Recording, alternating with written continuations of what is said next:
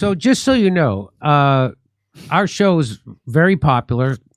So before this election season started, we were averaging way over 440,000 views per video. A lot of them over that. Since this election season started, they have ratcheted down, and we have lots of videos that well, this one didn't even break 25,000 views.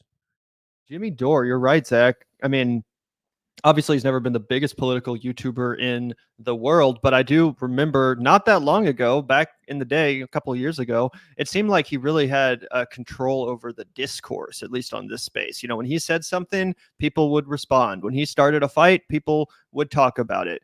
When he pissed people off, people would get pissed off. Nowadays, seems like he's just kind of the local drunk or something, like, oh, you know, Jimmy Dore, you see that? LOL, like, LOL, look at this, you know, pretty funny to laugh at, but nothing worth actually getting your feathers ruffled over. I think that's kind of the transition. People used to really get pissed off. You know, Jimmy really had that ability, kind of like Trump almost, to trigger the libs. Nowadays, it's a boring, lazy sideshow at most. And this is really funny. Jimmy Dore grappling with his own irrelevance. So just so you know, our show is very popular. This isn't about bragging about how popular. I want everybody to know our show is doing very well. In the papers, don't put that I got mad. Never. My show is. This is about talking about how they want to shut down and limit the reach of shows like mine. So before this election season started, we were averaging way over 440,000 views per video. A lot of them over that. Since this election season started, they have ratcheted down, and we have lots of videos that well, this one didn't even break 25,000 views, and it's a pretty. Now, it never crosses Jimmy's peanut mind that maybe blackpilling his entire audience and telling him that voting doesn't matter and everyone's a sellout and a fraud, and that no matter what, Kamala's a crook, Trump's a crook, Jill Stein's a crook, Cornel West is a crook. Oh, yeah, maybe they don't give a about the election anymore. Maybe they were all obsessed with the vaccine. They all got obsessed with RFK. Now RFK is a sellout, which you conditioned them to. And now they're like, well, what's there to get excited about? What's there to hope for? What's there to do moving on from here? And then at the end of the day, people are like, whatever, I just don't care. I'll wait until something exciting happens, right? And for Jimmy, that's not the election, right? We cover actual politics on this show, right? September, biggest month the Vanguard's ever had. Okay. Why? Because in the midst of all the drama, we also give you guys real political analysis, right? That's why you guys like us. Okay. So we actually continue to grow during those times. A show like Jimmy is completely married to the topic at hand. He got himself really entrenched in the vaccine shit, and that was what was able to elevate his channel. And ever since then, it's been on a steady downhill decline because he can no longer thread the I'm not MAGA, I'm the leftist that loves everything about MAGA, because he flew a little too close to the sun. And when he tried to, and now he's in a weird cubbyhole. Yep, absolutely. And he's talking specifically about this video, Elon betrays free speech. Apparently this one did like worse than average for his channel. He says it got like 27,000 views. I wonder why. Maybe it's because your audience likes Elon Musk and they don't want to watch a video where you're criticizing him and calling him a hypocrite. Maybe that's the consequence of cultivating a right-wing audience, Jimmy. Maybe that's the consequence of pretending to care about free speech while you have on fools like Matt Taibbi to give blowjobs to billionaires like Elon Musk. All of a sudden, yeah, your audience actually likes Elon Musk. They want to see you make propaganda for him, not call out his hypocrisy. And then they punish you when you actually do say something that's intelligent, when you actually do say something that's accurate in regard to free speech, the topic you all claim to care so much about. So that's the hilarious irony, I think, is Jimmy has actually robbed himself of the ability to be honest. Important topic. It's called Elon betrays free. So Elon Musk caves to Brazilian censors. Did you know that happened? Well, only 23,000 people who watch the show know. And I guess whoever watched it on the live stream. So I got a text this morning. I dropped this yesterday. I got a text this morning So from triggered. someone who does a show in this space. I won't say. And well, let me Probably read like it due to you. dissidence. He sends me this, and he says, "There's got to be major suppression of this story. I just found out that about this last night. Nowhere to be found on Twitter, and this video's only got 18,000 views. At that time this morning, it only had 18,000. Now it's 23,000. So it is growing. Now, before this election season, I could take a video of me watching paint dry, and I would get 30,000 views at least.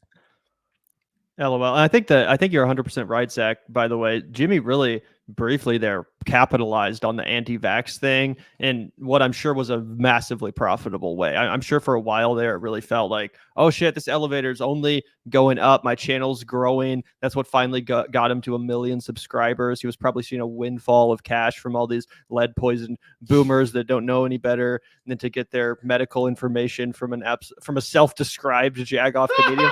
A stoner in his garage. Yeah.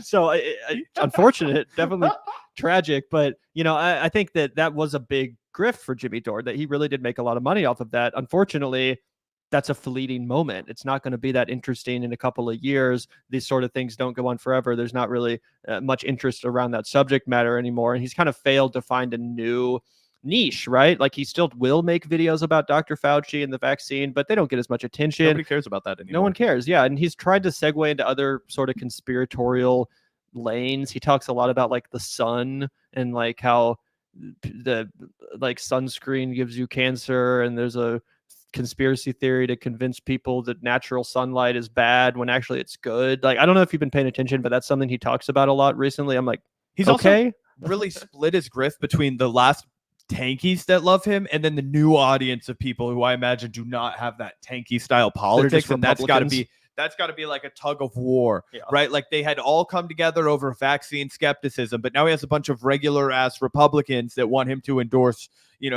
Donald Trump because Bobby Kennedy said it's the right thing to do, right? And then you have the rest of the tankies who will unsubscribe and stop following him and not be interested in anything that he has to say. Yeah, it's like the Jackson Hinkle left versus the RFK left. Exactly. Oh, and now it's just the right wing. It's just the right wing now. Like people want to bust our balls and be like, you guys are way too hard on Matt Taibbi. Like, you don't give Matt Taibbi the benefit of the doubt, right? Well, I haven't seen Matt Taibbi writing a bunch of Substacks about all of this shit, right? And that's surely not with the vigor he wrote about it last time. It's like, oh, it's okay for billionaires to, work with foreign governments as long as it's not the FBI, like such reductive bullshit, right?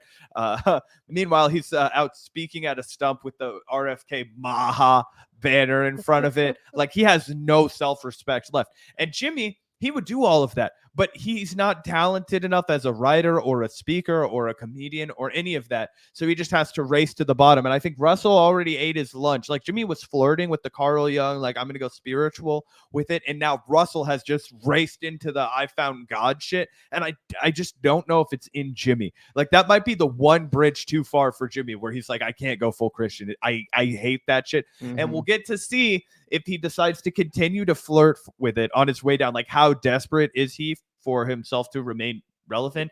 But guys, I want everybody to know we've already seen the peak of the Jimmy Dore show. You are never going to see Jimmy get back to the influence on the internet that he had at any point, whether that was 2016, 2018, 2020 vaccine conspiracies, none of that. It's over for him. He's circling the drain, going down. Oh yeah, absolutely. Do you want to watch a little more of this, Zach? Sure. Okay. It was so rare that we ever had a video get less than 50,000. An important story like this, an 8-minute story, 23,000 views. So they're suppressing the story. And just as my friend said, I didn't see anything about it. There's nothing about it on Twitter. I saw Michael Tracy tweet about this.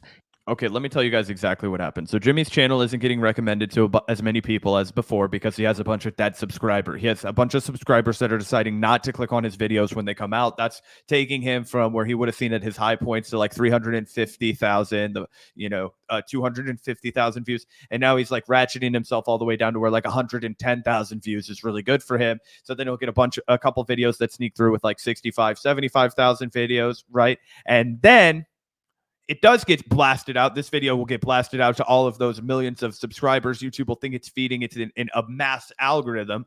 people haven't seen that story, so they're not inclined to click on it. Because again, Jimmy's the guy that bird feeds them. Jimmy's the guy that feeds them baby food, stuff that he's already chewed up and spit out, stuff they already agree with, right? So then it will further defeat it in the algorithm. It doesn't get a boost. You don't have anybody typing into the algorithm, Elon betrays free speech, because he probably hasn't had to prioritize SEO. See, this is all the stuff that we know in the back end when people bitch and moan about how nobody's watching their shit and it's YouTube pulling the streams against them. No, it's not. It's that your subscriber base left you behind, okay? And now your stuff is getting recommended to people who aren't there. And when those people who aren't there don't click on it, YouTube doesn't recommend it to new people who haven't seen your shit yet, who might actually be interested in watching an Elon betrays free speech clip. Yep.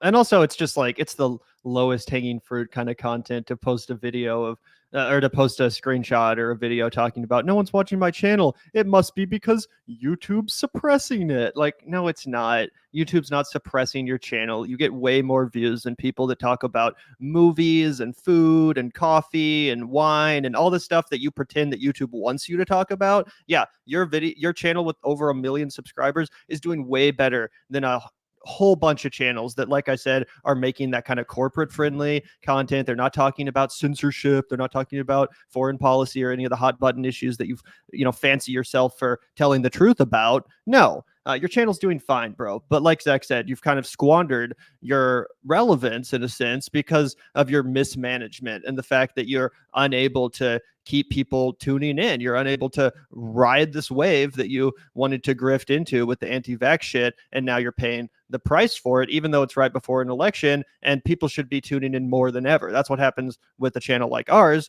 again, because we didn't completely destroy our credibility 2 years ago to go down a conspiratorial rabbit hole of misinformation and insanity. 100%. Yeah, I think we've mostly said what we have to say. And one of the things that I'll finish this on is you made a great point about how there are countless political streamers who are some of the top tier streamers, right? Who make up more money than, John Kim, like the stuff that Gavin watches that's just movie shit, or they get more views on a monthly basis than the bartenders that I watch, right? And that was one of the things that really, it kind of illuminated to me that I need to work harder. I need to do a better job at finding an audience, getting my content to them, meeting people where they are, because I watched a YouTuber that I really like. He has over 1 million subs. He's been a long time, very successful, might have multiple million subscribers, like a huge YouTube channel, bartending YouTube, right? And he tried to start making politics commentary because he saw how lucrative that shit was, and it absolutely tanked. Okay, he's a smart guy, he's well spoken. The politics stream tanked. I was one of the early people that watched it, right? Because I'd watched his bartending shit and I happen to be a political streamer myself. I was like, let's see if this guy could do it. He couldn't sustain a show. It's actually really hard. You can't just read the news for the first time in front of a camera. It's like, no, dude, you have to understand how to plan this for your audience, how to break it down. And then he started bitching about how he was not getting promoted by YouTube. I'm like, this is all a work. This is all for the birds. Like, no, people aren't clicking on your bartending channel because you've already come up with every cocktail anybody could search, and now you're making up cocktails that nobody's Google searching, that nobody clicks on when they see it, and that's why your channel is going into obscurity. But everybody wants to blame the algorithm. Yeah, none of the times in our channel's history where we've experienced lower viewership or where we've been frustrated by our lack of channel growth, never once has that been the fault of YouTube or suppression. And again, I'm not like celebrating Google as a company, YouTube as a company. I think they are censorious. I think that some of their guidelines are ridiculous. Sometimes we even get demonetized and stuff like that. I do think it's annoying. But to act like people are suppressing you, to act like the people at YouTube are just like having a board meeting to talk, how can we stop people from watching Jimmy Dore? Like, bro, they would have demonetized you or banned you from YouTube years ago if they wanted to suppress you. They already have done it with Alex Jones, with people like Nick Fuentes. Like, you could get actually censored. You could have been actually suppressed, but you weren't. You're doing fine. You have a very profitable YouTube channel with over 1 million views. And Jimmy Dore loves to pretend that he's being censored, even when he's not. Like I said, he's doing fine. He'll act like, oh, this one video of mine got demonetized, and that means I'm a victim of censorship. That happens to every YouTuber. Like I said, I pay attention to movie YouTubers. Movie YouTubers love to complain about demonetization more than almost anyone because they put even like 5 seconds of a trailer for a film in their video. It oftentimes will get copyright struck by the production company. So this is not something that exclusively happens to truth tellers on YouTube, people like Jimmy Dore. No, it happens to every YouTuber. And sometimes your channel's doing good because you've cultivated a good audience, and sometimes it's doing bad because you completely destroyed your credibility. That's what happened to Jimmy Dore, and it's going to be interesting to see if he's able to claw his way back into relevance. Perhaps another pivot is on the horizon. We'll see. Yeah, absolutely.